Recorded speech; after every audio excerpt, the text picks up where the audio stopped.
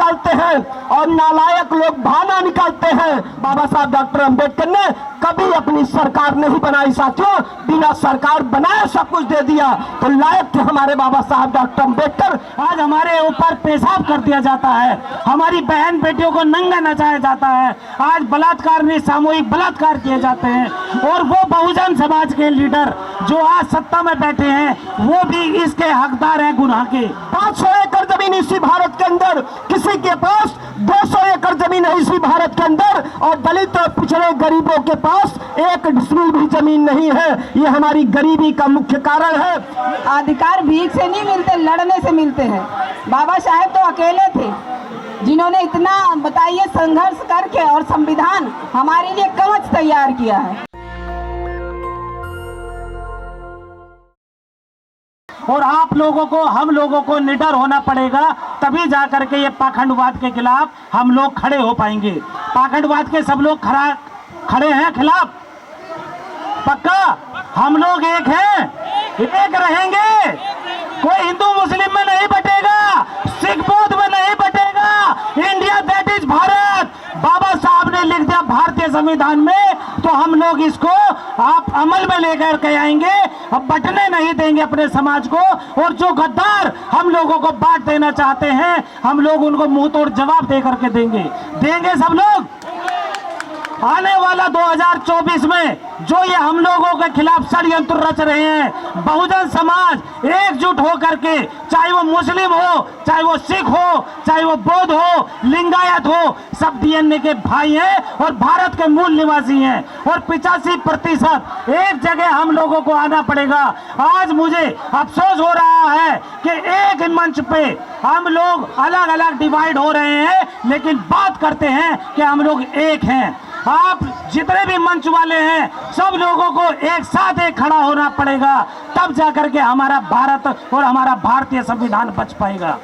वरना हम लोग आज भी 6740 जातियों में बटे हुए हैं और वो दुश्मन हमारे ऊपर नंगी तलवार लेकर के खड़ा है। और 3% का लोग हम लोगों के ऊपर आज पूरे देश पे कब्जा किया हुआ है। लेकिन आज न्याय व्यवस्था धूमिल है। कहाँ है न्याय व्यवस्था? कहाँ है मेरी बहन बेटियों की इज्जत सुरक्षित? कोई बतला दे कि हम लोग कहाँ से शिक्षा में है, कहाँ हम लोग आज न्याय व्यवस्था हम लोगों को मिल रही है। आज हमारे ऊपर पेशाब कर दिया जाता है, हमारी बहन बेटियों को नंगा नचाया जाता है, आज बलात्कार में सामूहिक बलात्कार किए जाते हैं। और वो बहुजन समाज के लीडर जो आज सत्ता में बैठे हैं वो भी इसके हकदार हैं गुनाह के, वो भी गुनहगार हैं। आने वाले वक्त में यदि वो चुनाव लड़ते हैं तो हम लोगों को, उन लोगों को भी धिक्कारना होगा, उन लोगों से बचना होगा और अपने जो बहुजन मूल निवासियों की बात करता है उन लोगों के साथ और सहयोग खड़ा होना पड़ेगा। अपने भारत को एक बनाना होगा। शिक्षा की बात, महंगाई की बात, रोजगार की बात हमें चाहिए। हमारे इस देश के अंदर वोट के मामले में तो बराबर हो गए, लेकिन जमीन के मामले में आज भी भारी असमानता है। किसी के पास 1000 एकड़ जमीन है इसी भारत के अंदर, किसी के पास 500 एकड़ जमीन इसी भारत के अंदर, किसी के पास 200 एकड़ जमीन है इसी भारत के अंदर, और दलित और पिछड़े गरीबों के पास 1 डिसमिल भी जमीन नहीं है। ये हमारी गरीबी का मुख्य कारण है, यह हमारे अपमानित होने का मुख्य कारण है। साथियों, जमीन हमारे पास होती तो हम आर्थिक रूप से भी मजबूत होते। जमीन हमारे पास होती तो हमारी बहन बेटियां दूसरे के खेतों में काम करने के लिए मजबूर नहीं होती। हमें याद है, हम गांव के रहने वाले लोग हैं, हमें याद है कि हमारे लोगों के पास जब जमीन नहीं था, जमींदारों के पास जमीन है तो 12 बजे रात को कटिया के लिए, खेत काटने के लिए, खेत में काम करने के नाम पे हमारी बहन बेटियों को बुलाया और 12 बजे रात को जमीन न होने के नाते हमारी बहन बेटियों का शोषण किया। साथियों, अगर जमीन होती तो हमारी बहन बेटियों की आबरू बची होती। और मैं आज डंके की चोट पे कह रहा हूँ साथियों, ये दिल्ली की धरती है, ये जंतर मंतर है। लोग कहते हैं दिल्ली बोलती है, लेकिन मैं कहता हूँ कि दिल्ली बैरी है, दिल्ली सुनती नहीं है। हम सुनाने आए हैं, हम बाबा साहब डॉक्टर अंबेडकर की औलाद हैं। हम सुना रहे हैं कि आजादी के 75 साल बीत चुके हैं, हमें हमारा अधिकार नहीं मिला है। हमें दवाई फ्री होना चाहिए देश के अंदर पढ़ाई फ्री होना चाहिए। देश के अंदर जमीन में हिस्सेदारी सबको बराबर बराबर मिलना चाहिए। इस आंदोलन के लिए हम दीदी निर्देश सिंह को बधाई देते हैं, हम इनको धन्यवाद देते हैं। और जितने भी लोग इस आंदोलन में आज सहभागी है, मैं आपको बधाई देता हूं। साथियों, ये लड़ाई आज के लिए नहीं है, ये लड़ाई अपने लिए नहीं है, ये लड़ाई हमारी आने वाली पीढ़ियों को गुलामी से बचाने के लिए है। इसलिए साथियों, इस जमीन की लड़ाई को हमें आगे बढ़ाना होगा। और दिल्ली की धरती से हम आपको न्योता भी दे रहे हैं कि उत्तर प्रदेश के अंदर, पूर्वी उत्तर प्रदेश के अंदर जमीन के मुद्दे पर लगातार पिछले 1.5 सालों से हम आंदोलन चला रहे हैं। आइएगा 10 अक्टूबर को गोरखपुर में कम से कम 5 लाख लोगों के साथ हम गोरखपुर कमिश्नरी को घेर रहे हैं, क्योंकि मुख्यमंत्री योगी आदित्यनाथ उसी धरती का है, वहीं पर हम सरकार को घेरेंगे। क्योंकि सरकार तब तक हमारी बात नहीं सुनेगी जब तक सरकार को हम दबाव में नहीं लेंगे और जब तक सरकार को डराएंगे नहीं। और याद रखना साथियों, कोई भी सरकार हमसे ताकतवर नहीं है, कोई भी सरकार बड़ी नहीं होती है। अगर कोई बड़ा होता है तो देश की जनता है, हम बड़ी तादाद में हैं, हम सरकार को बदलने की हिम्मत रखते हैं। और एक बात और, 1 मिनट में मैं आपसे अपील करूंगा साथियों, एक बात और, माननीय कांशीराम साहब ने कहा था कि लायक लोग रास्ता निकालते हैं।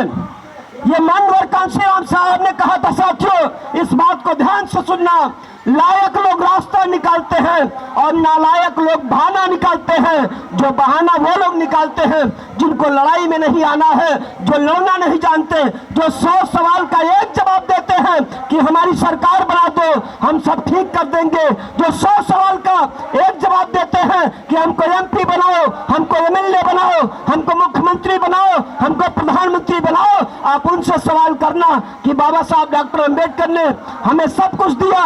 जब हमें पानी पीने का हक नहीं था तो बाबा साहब ने दिया, रास्ते में चलने का हक नहीं था तो बाबा साहब ने दिया, पढ़ने का हक नहीं था तो बाबा साहब डॉक्टर अम्बेडकर ने दिया था। बाबा साहब डॉक्टर अम्बेडकर ने कभी अपनी सरकार नहीं बनाई साथियों, बिना सरकार बनाए सब कुछ दे दिया।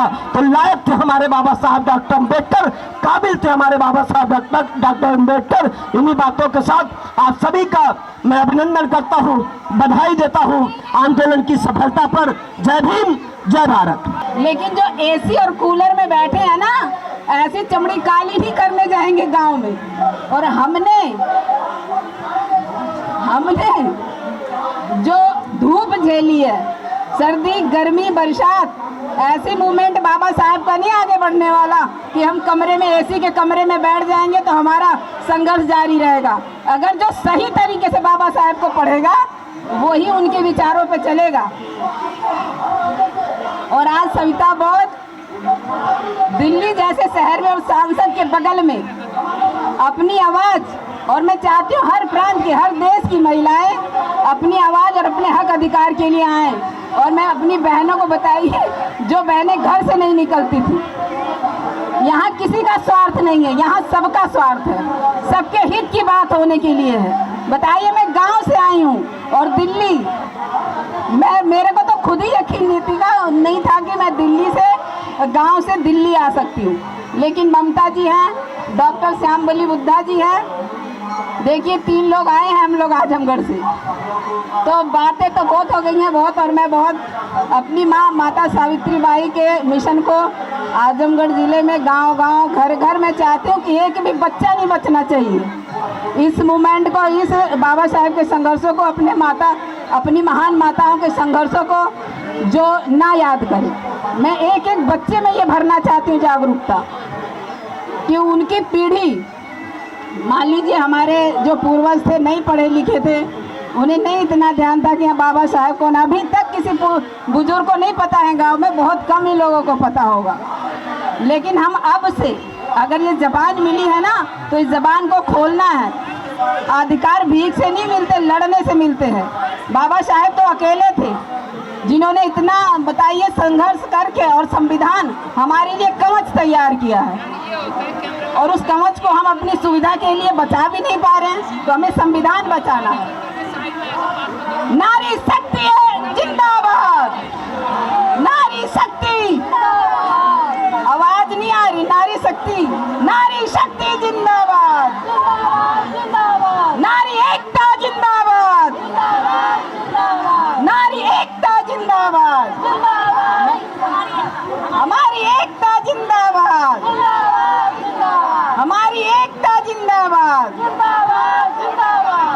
नेशनल दस्तक की आपसे गुजारिश है कि अगर इसको बचाना चाहते हैं तो नेशनल दस्तक को सब्सक्राइब करने के लिए रेड कलर के सब्सक्राइब बटन को दबाएं, फिर बेल आइकन की घंटी दबाएं। नेशनल दस्तक को बचाने के लिए बहुत ज़रूरी है कि हर खबर को शेयर करें, लाइक करें, कमेंट जरूर करें।